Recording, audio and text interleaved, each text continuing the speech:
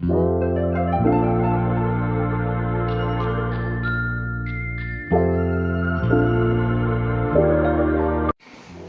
dragi gledatelji, za sve vas koji imate bolesna leđa imam izvanredne vijesti jer ću vam danas govoriti o jednom prirodnom lijeku koji bi vam mogao zapravo nevjerojatno pomoći. O ovom prirodnom lijeku još na mome kanalu nisam pričao i biti ćete oduševljeni o nevjerojatnim zdravstvenim blagodatima ove biljke. Isto tako, naravno, na kraju emisije ću vam dati točne preporučene dnevne doze i kako konzumirati ovaj izvanredni prirodni lijek za bolesna leđa.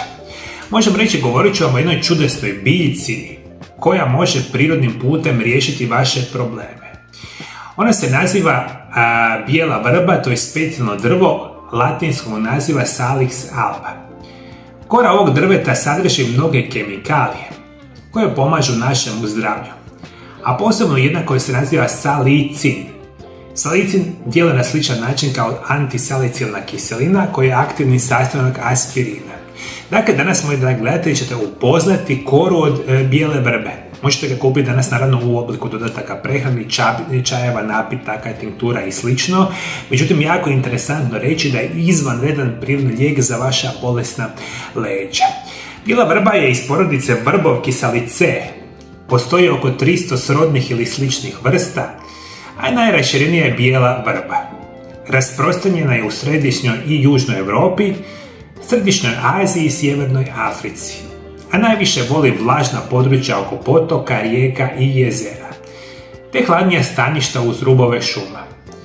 To je drvo koje može narasti 20 do 30 metara, a grane su mu pokrivene bjelkastom korom, po čemu je dobilo ime bijelo ili alba. Ono što možemo danas reći u ljekovite svrhe, i to su davno shvatili ljudi, uzima se ta kora.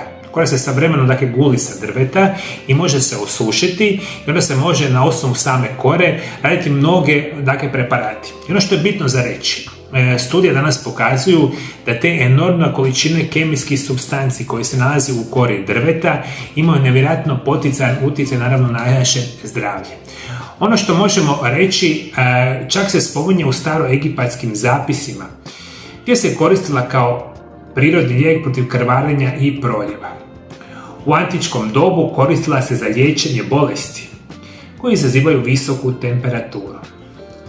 Datirajući sve do vremena Hipokrata, ljudi su žvakali koru bijele vrbe kako bi prirodno otupili bol i upalu. A danas iz studija znamo da kora bijele vrbe ima sposobnost smanjivanja upala, antioksidativnog stresa. Ono što morate voditi računa, vjerojatno najjači antioksidans u našem tijelu, dakle to su ono kemijske supstance koje nam djeluju protuupalno i uništavaju uzroke upale, kao što su oksidativno oštećenje, i vjerojatno najjači antioksidans u tijelu se naziva glutatoin. Mi danas znamo da uzimajući koru od bijele vrbe značajno pojačavamo funkciju glutatoina. Odmah je puno bolja situacija. Uzimajući ovaj prirodni lijek, prirodno smanjujete visoku temperaturu. Rješavate probleme sa ovim infekcijama gornjih dišnih puteva. Znači, ovaj prirodni lijek apsolutno ima protuupalno i djelovanje protiv bolova. Za koru bijele vrbe možemo reći da ona zamjenjuje djelovanje i aspirina i andola koji su kemijski lijekovi. Čak se u narodu kaže da je prirodni aspirin. Osim toga može pomoći kod bolova, poboljšava znojenje i mokrenje. U liječenju gihta koristi se zbog specifičnog djelovanja na poticanje mokrenja. U sva ta ljekovita svojstva preporučuje se kod bolova, reumatskih problema i artrotskih promjena. Jer u velikom broju slučajeva vi imate bolesna leđa upravo radi artrotskih promjena. Oni se vama talože na vašim zglobovima i onda imate problema sa hrskavicom, imate probleme bolovima, ukočenosti i sličnim simptomima. I mi danas jako dobro znamo da ljudi koji konzumiraju koru od bijele vrbe prirodno će smanjivati bolove u leđima, ali bilo koju drugu artrotsku promjenu ili reumatske probleme mogu bi prirodno itekako smanjivati. Ova biljka bi vam mogla biti u koristi prije svega za bolove i zglobove, jer osim smanjivanja boli, upala i oteklina, jako dobro djeluje na upalu živaca. Jer iz cijele kralježnice izlaze živci za cijelo naše tijelo, a na primjer iz donjeg dijela kralježnice izlazi jedan veliki živac koji se naziva nervus ischiadicus. I kada imate problema u donjem dijelu leđa, često ćete imati problema sa upalom živca. I vaši svakodnevni pratitelji su bol, ukočenost, utrnuto žarenje i slične vrste simptoma. Dva najveća problema su sa leđima, artrotske promjene. Ja vam to znam jer vam to, rekao sam, radim preko 24-25 godina sa pacijentima, upravo bolesna leđa. Bolni zglobovi i upale živaca. Upravo ova kola od bijele vrbe izvanredno djeluje i na jedan i drugi problem bez jedne nuspojave. Dakle, gdje bi mogli bolje imati naravno prirodna liječenja nego od ovoga tipa.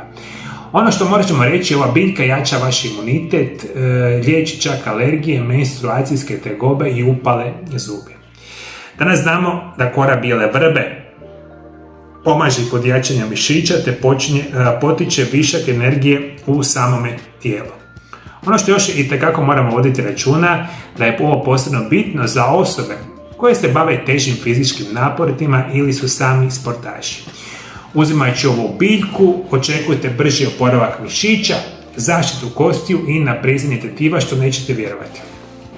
Kora od bijele vrbe, ko bi zapravo rekao, još nije to kraj svemu. Kora od bijele vrbe mi danas znamo da potiče bolju cirkulaciju, brži metabolizam, što prevedeno znači manji rizik od nastanka recimo prekomjerne tjelesne težine. Čak i potiče prirodno mršavljenje. Nećete vjerovati, ako uzimajući preparati od kore od bijele vrbe.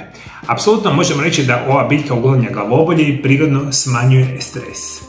Međutim, ne smiju svi koristiti ovaj prirodni lijek. Prije svega ga ne smiju koristiti teški kronični bolesnici koji piju velike količine lijekova. Apsolutno osobe koje imaju bolesne bubrege, bolesnu jetru te uzimaju lijekove za srčane bolesti.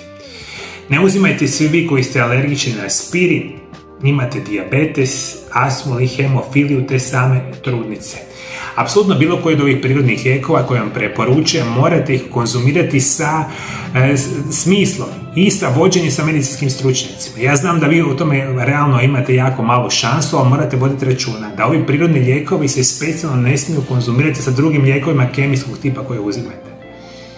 U najjednostavnijoj perspektivi jer ćete zdravo živjeti i uzimati prirodne lijekove, ali ćete uzimati ove kemijske lijekove i živjeti kao dosad.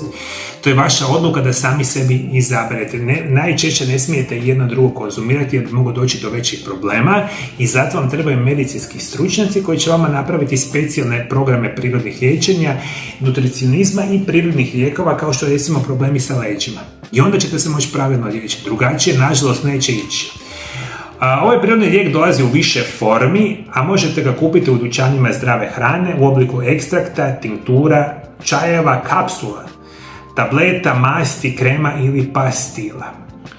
Preporuka za doziranje ovisno je o proizvodu, pa pažljivo pročitajte upute i najprije počnite sa niskom dozom. Kapsule kore od bijele vrbe obično se uzimaju u rasponu od 120 do 240 mg salicina i najčešće maksimalno mjesec do mjesec i pol dana. A to vam sve mora pisati na dodacima prehrane. Današnju emisiju mi je bilo bitno za reći. Svi vi koji želite prirodno liječenje vaših bolesnih leđa i mnogo drugih bolesti moglo bi vam pomoći kora od bijele vrbe, samo morate pronaći na specijalno internetskim dućanima zdrave hrane od recimo renomiranih svjetskih proizvođača. I moji dragi gledatelji, da li ste ikada koristili ovaj prirodni lijek? Ako slučajno jeste, pišite, komentirajte naravno dolje ispod video zapisa. I ukoliko želite pomoći što je više moguće osoba diljem svijeta, da i oni ozdrave i da saznaju informacije ovoga tipa, naravno podijelite ovaj video zapis sa drugim osobama.